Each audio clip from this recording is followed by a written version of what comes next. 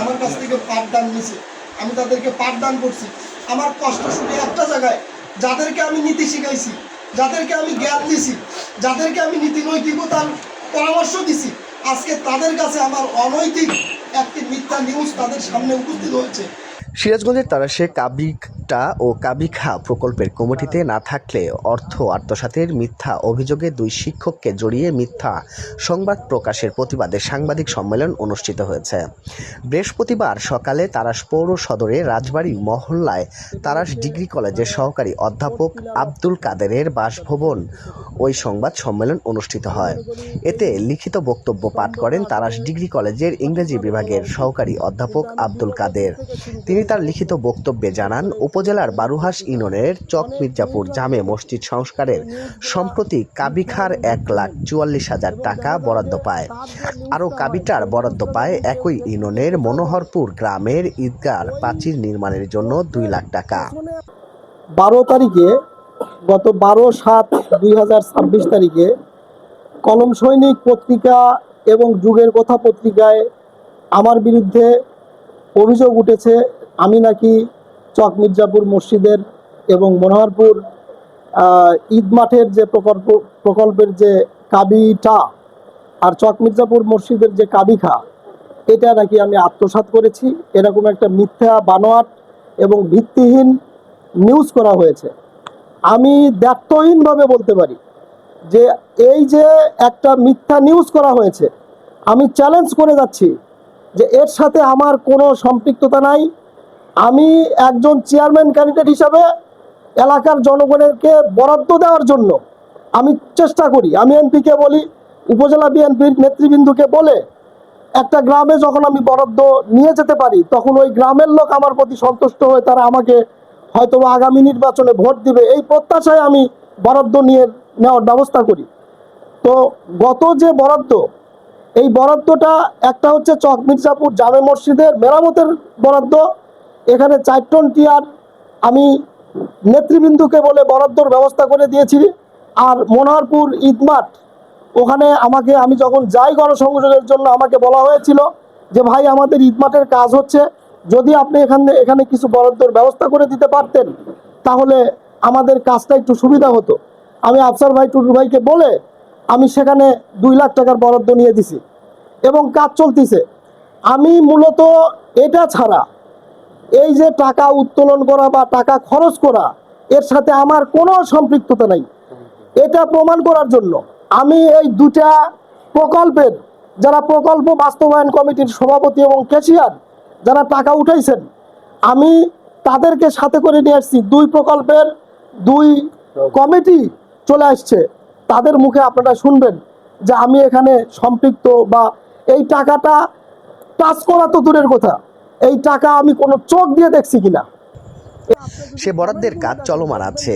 তারপর এ নিয়ে আমাকে ও মনোহর সরকারি প্রাথমিক বিদ্যালয়ের সহকারী শিক্ষক মোহাম্মদ রফিকুল ইসলামের বিরুদ্ধে একটি সংবাদ মাধ্যমে অর্থ আত্মসাতের অভিযোগ আনা হয়েছে, যা সত্য নয়।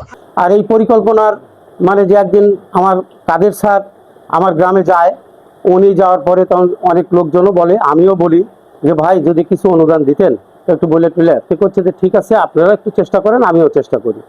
উনি যাই হোক ওনার চেষ্টা দ্বারা এবং আমাদের প্রচেষ্টায় আমরা বর্তমান এমপি মহোদয়ের কাছ থেকে আমরা কাবিখা 2 লক্ষ টাকা মাঠ নির্মাণের জন্য, প্রাচীর নির্মাণের জন্য বরাদ্দ পাই। এবং এই বরাদ্দ একটা নিয়ম আছে, সেটা আমরা জানি না। তারপরে আমাদের একটু ডিসিশন দেওয়া হয় অফিস থেকে যে এইভাবে কমিটি করতে হবে, প্রকল্প কমিটি করা লাগবে এবং এই কমিটির মাধ্যম দিয়ে এই টাকাটা উত্তোলন করে কাজ করবেন। তো আমরা সেইভাবে একটা কমিটি করে সেখানে জমা দেই। তারপরে বলে যে আপনারা কাজ শুরু করেন। আমরা কাজ শুরু করি। আমরা প্রথম কাজ যেদিন শুরু করি সেদিন উদ্বোধনী সেই ছবিটা আমরা আমাদের টিওনো মহোদয়ের কাছে আমরা পৌঁছাই। তারপরে 7টা ব্যাস ঢালাই এবং গেট ভিম ইত্যাদি আমরা সেই দিনই শেষ করি। তারপরে বাদবাকি কাজ এখনো চলমান এবং এরিয়া দিয়ে আমরা সবটুকু এরিয়ায় আমরা ব্যাস ঢালাই এবং এইগুলো কাজ চলমান আছে। আপনারা এই ইতিমধ্যে 12/7 তারিখের যে কলম সৈনিক পত্রিকায় আমার নাম রফিকুল ইসলাম এবং আমার কাদের প্রফেসর সাহেবের নাম যখন এইভাবে পত্রিকায় আমরা দেখতে পাই। আসলেই এটা কষ্ট লাগে। আমার এই প্রকল্পের সভাপতি সাহেব, ইনি আমার ডান পাশে আছে, সাকাত হোসেন, উনি প্রকল্পের সভাপতি, উনি অ্যাকাউন্ট, ওনারই সব কিছু, কিন্তু উনি সহযোগিতা চাইছেন। আমরা কয়েকজন সহযোগিতা তাই করছি, করে আসতেছি, এখন পর্যন্ত সহযোগিতা করে আসছি। তো যাই হোক, আমি একজন শিক্ষক, এই এই বিষয়টা আসলে আমার ভিতরে এমন আঘাত হানছে যে কোনোদিন এ ধরনের কাজ আমি জড়িত না, এবং গ্রামের বিভিন্ন উন্নয়নমূলক কাজে আমার অংশগ্রহণ আছে। এটা আমাকে তারা ইচ্ছা করেই রাখে। তো যাই হোক, এই কাজ আমি দুঃখ ভারাক্রান্ত মনে আজকে আপনাদের সামনে এই কথাগুলো বলতে হচ্ছে।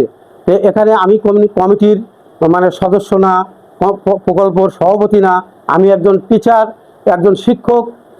সেই হিসাবে যতটুকু তাদের সাহায্য করা দরকার, সহযোগিতা করা দরকার, এইটুকুই আমি করছি। এখন কাজ চলমান আছে, আমার ভিডিও এখানে আছে। প্রয়োজন হলে আপনাদের কাছে অনুরোধ, আপনারা যাবেন মনোহরপুরে, যা সচক্ষে আপনারা সাংবাদিক ভাইয়েরা যাবেন, সেখানে যা দেখবেন। এবং আমি টিওনো মহোদয়ের কাছে বলতে চাই, আপনি তদন্ত করেন, আপনার লোক দ্বারা করেন, আপনি নিজে যান, যায় সেখানে তদন্ত করে দেখেন আমাদের কাজ চলমান আছে এবং কতটুকু কাজ করছি বা এখনো করতেছি। তিনি আরো বলেন, মনোহরপুর সরকারি প্রাথমিক বিদ্যালয়ের সহকারী শিক্ষক মোহাম্মদ রফিকুল ইসলাম ওই দুটি প্রকল্পের কমিটির কোনো সদস্য নন। পাশাপাশি তারা প্রকল্পের টাকা উত্তোলন বা দুটি ধর্মীয় প্রতিষ্ঠানে যে কাজ করা হয়েছে তার সাথে ন্যূনতম সম্পর্কিত নেই। তারপরেও তাদের বিরুদ্ধে অর্থ আত্মসাতের অভিযোগ এনে সংবাদ পরিবেশন করে তাদেরকে হেয় প্রতিপন্ন এবং সম্মানহানি করা হয়েছে। 2 লক্ষ টাকাই পাচ্ছি আমি। হ্যাঁ, পাঁচে নির্বাচন, হ্যাঁ চলমান আছে। কাজ এখনো শেষ হয়নি, তো কাজ করা এখনো করতেছি, আজকে করেছি কাজ।